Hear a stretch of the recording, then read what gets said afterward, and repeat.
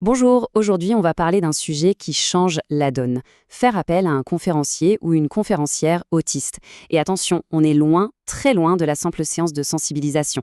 Non, c'est quelque chose de bien plus puissant qui peut vraiment tout transformer. Regardez cette phrase. Un acte à la fois politique et éthique. Voilà, tout est dit. Ça veut dire que donner la parole à quelqu'un qui vit la situation de l'intérieur, ce n'est jamais, jamais un geste neutre. C'est un vrai engagement. Un qui nous pousse à nous regarder dans le miroir et à questionner nos propres idées reçues.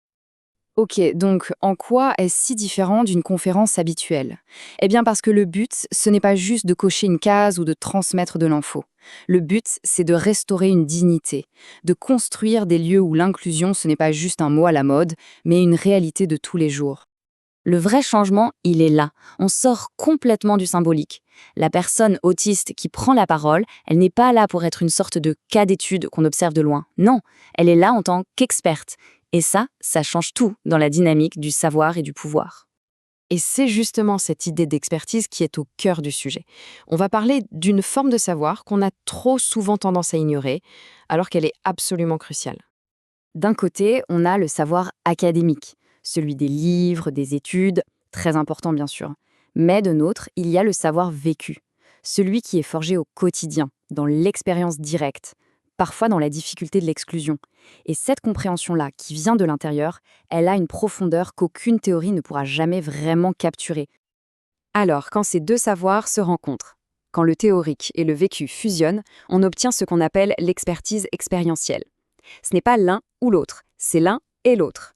Et c'est cette combinaison qui donne une crédibilité et une puissance incroyable au message. Et l'impact de cette expertise, il va bien au-delà de la simple information. Ça ne fait pas que nous apprendre des choses, ça nous secoue, ça nous pousse dans nos retranchements, ça force une entreprise entière à se demander est-ce qu'on fait vraiment les choses bien. Ça remet en question nos idées sur l'inclusion, mais aussi sur ce que veut dire être performant. Bon, à cette théorie. Voyons ce que ça donne en pratique. On va prendre l'exemple d'une figure vraiment incontournable dans ce domaine. Voici Julie Dachèze. Son parcours est juste parfait pour illustrer notre propos. D'un côté, elle est docteure en psychologie sociale, donc la rigueur scientifique, elle l'a, et de l'autre, elle apporte toute la richesse de son expérience personnelle. C'est l'incarnation même de cette double compétence. Et là, on voit très bien la valeur concrète, la valeur stratégique de son travail. Quand elle parle d'autisme et d'emploi, le but, c'est d'optimiser, de fidéliser les talents. Quand elle aborde le handicap invisible, l'objectif, c'est de construire une culture d'alliés. On n'est pas dans le flou, on est dans l'actionnable. Ce sont de vrais leviers de performance pour l'entreprise. Et ça, c'est peut-être le plus important. Sa vision, elle renverse complètement la table. Le problème, ce n'est pas la personne. C'est l'environnement qui n'est pas conçu pour elle. C'est ce qu'on appelle l'approche non déficitaire. L'idée n'est plus de réparer les individus, mais d'adapter les systèmes pour qu'ils soient inclusifs pour tout le monde. C'est une révolution.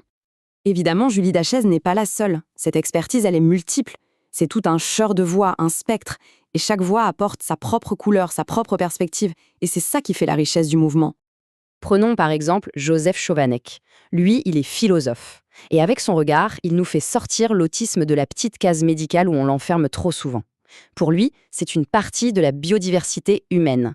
La différence, ce n'est pas un bug, c'est une feature, une source de créativité, de pensée différente. Et puis il y a Hugo Orio. Auteur, comédien, sur scène, il a une présence incroyable. Son message, c'est la liberté d'être soi, tout simplement. Il nous montre que le témoignage, quand il est incarné comme ça donne une force immense aux autres et ça peut vraiment aider à faire bouger les lignes dans la société. Donc quand on met tout ça bout à bout, l'impact de ces voix authentiques, il est énorme. D'abord, c'est une reconnaissance hyper importante pour les collègues autistes qui sont déjà dans l'entreprise. Ensuite, ça enrichit les équipes avec des qualités précieuses comme l'honnêteté, la créativité. Et au final, ça agit comme un catalyseur. Ça secoue les habitudes et ça rend l'organisation plus agile, plus humaine et donc plus forte. Tout ça, c'est bien beau, mais pourquoi est-ce que cette écoute est si cruciale là, maintenant? Parce qu'on est face à une réalité qu'on ne peut plus se permettre d'ignorer. Le fait est qu'il y a un gouffre, un fossé énorme entre les belles paroles sur l'inclusion et ce qui se passe vraiment sur le terrain, dans le monde du travail. Les intentions sont là, c'est vrai, mais les résultats? Le chiffre qui va s'afficher est assez parlant. 5%. Ce chiffre, c'est le pourcentage de personnes autistes en France qui ont un emploi. 5%. C'est c'est abyssal. On voit bien l'urgence. On n'est plus dans le nice to have, on est dans une nécessité sociale, économique.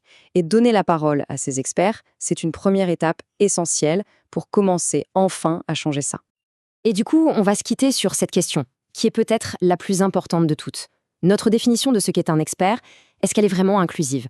Parce que si on écoute toujours les mêmes personnes, si on valorise toujours le même type de savoir, comment est-ce qu'on peut espérer construire un monde vraiment inclusif? Le changement, le vrai, il commence peut-être tout simplement là, dans notre choix de redéfinir qui a le droit à la parole et qui, enfin, on décide d'écouter.